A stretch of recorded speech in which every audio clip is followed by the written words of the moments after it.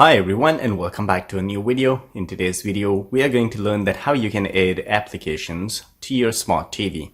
So without wasting any time, let's start our video.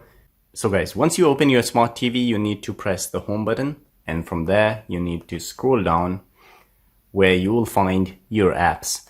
So you need to scroll to the right where you will find add apps. So from here, as you can see, this is your apps, and you can search for a new app from here, or if you want to go to the categories. So if I tap on entertainment, and from here, as you can see, there is a Max, Apple TV, and anything that I want to add, because this is not included in the list of application which is available on this device. So suppose if I want to download and installed Max on my smart TV, I will just tap on that one, and from here you need to just tap on install.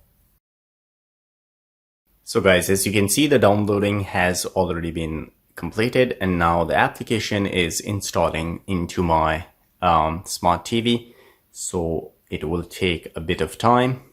So guys, as you can see now, the installation is already been completed, and now I can just tap on open and the application will be added. So let's go back to the list of application that we have on our device, and now you will find Max here.